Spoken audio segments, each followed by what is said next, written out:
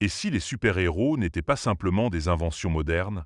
Si derrière les capes et les super-pouvoirs se cachaient les ombres d'anciens dieux oubliés? L'idée peut sembler tirée par les cheveux, et pourtant, les similitudes sont troublantes. Pourquoi Thor, dieu nordique, est-il aussi un Avenger? Pourquoi Superman partage-t-il autant de traits avec des figures divines du passé? Et si ces héros, que nous consommons aujourd'hui dans des films à succès, étaient en réalité les descendants symboliques de divinités que l'humanité a vénérées pendant des millénaires? Aujourd'hui, nous allons remonter le fil du temps pour explorer les connexions secrètes entre les dieux de l'Antiquité et nos héros modernes. À travers la mythologie, la psychologie et la culture populaire, une question va s'imposer. Avons-nous vraiment cessé de croire aux dieux, ou les avons-nous simplement rebaptisés? Prépare-toi à voir les super-héros sous un angle que tu n'avais peut-être jamais envisagé.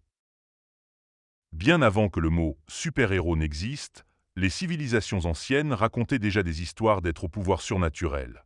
Les Grecs vénéraient Zeus, capable de lancer des éclairs et de gouverner le ciel. Les Égyptiens priaient Ra, le dieu du soleil, qui renaissait chaque jour. Les Nordiques invoquaient Odin, le dieu de la sagesse et de la guerre, et son fils Thor, maître du tonnerre. Ces figures mythiques incarnaient des forces de la nature, des concepts moraux ou des aspirations humaines. Mais ces dieux n'étaient pas parfaits. Ils aimaient, trahissaient, se vengeaient. Ils étaient puissants, mais profondément humains dans leurs passions et leurs défauts. C'est ce mélange de grandeur et de faiblesse qui les rendait fascinants et proches des mortels. Chaque peuple a projeté ses angoisses, ses espoirs et ses valeurs dans ses divinités.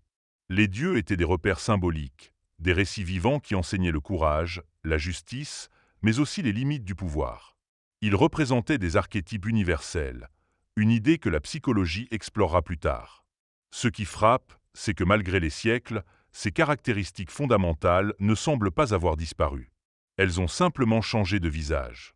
Car aujourd'hui encore, nous nous tournons vers des figures extraordinaires pour trouver du sens, des modèles ou des avertissements. Et cela commence à ressembler étrangement à ce que nous faisons avec les super-héros. Si l'on regarde de près les super-héros contemporains, beaucoup possèdent des pouvoirs qui les placent bien au-dessus des simples mortels. Superman vole, a une force surhumaine, voit à travers les murs. Il est pratiquement invincible. Batman, bien qu'humain, est souvent présenté comme infaillible, presque omniscient dans sa capacité à anticiper ses ennemis. Quant à Wonder Woman, elle descend littéralement des dieux de l'Olympe. Mais au-delà des capacités physiques, c'est surtout leur rôle dans nos sociétés qui les rapproche des dieux. Comme les divinités antiques, ils incarnent des valeurs. Superman, c'est la justice absolue. Spider-Man, la responsabilité. Iron Man, l'intelligence et la rédemption. Ils ne sont pas simplement là pour se battre, ils sont là pour symboliser des principes fondamentaux, tout comme les dieux représentaient la guerre, l'amour ou la mort. Autre point commun, leur relation avec les humains. Les dieux de l'Antiquité intervenaient dans les affaires des hommes, parfois pour les sauver, parfois pour les punir. Les super-héros font de même. Ils apparaissent lors des crises, interviennent face au chaos, rétablissent l'ordre. Leur présence rassure, tout en rappelant notre vulnérabilité. Ces figures sont omniprésentes dans notre culture, nos films, nos jouets, nos affiches. Elles occupent une place presque religieuse dans l'imaginaire collectif. Nous les vénérons à travers des blockbusters, nous récitons leurs histoires comme des mythes modernes. La ligne entre fiction et croyance devient parfois floue. Thor est peut-être l'exemple le plus évident de cette filiation mythologique. Dans les comics comme dans les films, il est littéralement le dieu nordique du tonnerre, fils d'Odin, venu d'Asgard. Il brandit un marteau mystique, le Mjolnir, tout droit sorti des légendes scandinaves. Marvel n'a pas seulement réinterprété un mythe, il l'a intégré tel quel dans la pop culture, le rendant accessible à des millions de spectateurs. Superman, lui, n'a pas de divinité spécifique comme origine, mais ses caractéristiques évoquent des dieux solaires. Il vient d'un autre monde, est invincible, vole, voit à travers les objets. Sa figure rappelle Hélios, le dieu grec du soleil, ou même Horus, dieu faucon égyptien céleste et protecteur. Même sa posture iconique dans le ciel, cape flottante, évoque la transcendance divine. Il n'est pas simplement puissant, il incarne un idéal. Wonder Woman est directement liée à la mythologie grecque. Fille de Zeus, elle a été élevée par les Amazones, peuple mythologique féminin de guerrières. Son lasso de vérité et ses bracelets indestructibles sont des artefacts aux résonances antiques. Elle est à la fois une déesse guerrière, une juge morale et une protectrice des humains. Même Batman, bien qu'humain, entre dans cette logique. Sa double identité, son culte de la nuit, son code moral inflexible évoque Hadès ou Anubis, des figures liées à l'ombre, à la justice post-mortem. Il ne possède pas de pouvoir divin, mais incarne un archétype fondamental, celui du juge intransigeant. Chaque personnage moderne semble puiser dans un inconscient collectif nourri de mythes ancestraux. Ces similitudes ne sont pas des coïncidences. Elles répondent à un besoin ancien de figures tutélaires, de récits puissants, de modèles plus grands que nature. Que ces figures portent des toges ou des capes, elles remplissent la même fonction, canaliser nos peurs, nos rêves, nos idéaux.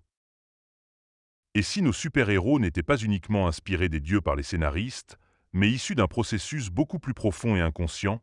Le psychiatre Carl Jung, au XXe siècle, a proposé une idée fascinante, l'existence d'archétypes universels.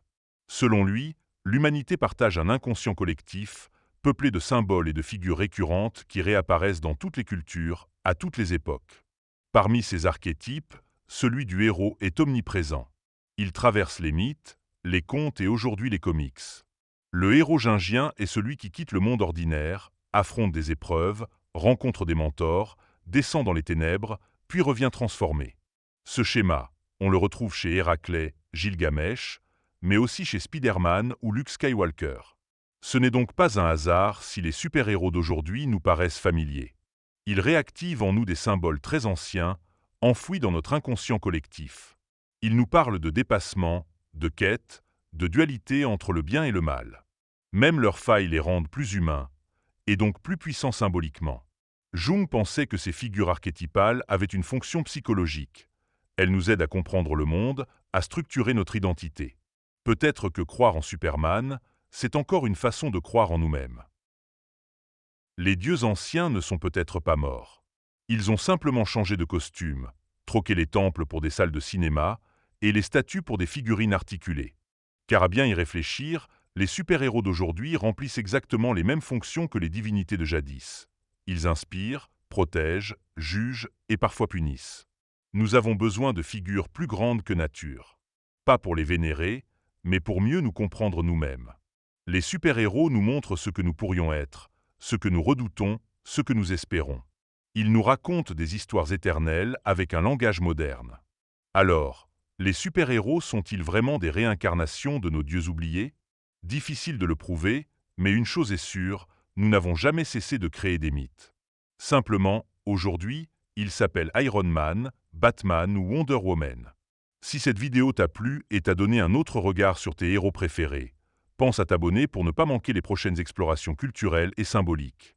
À très bientôt.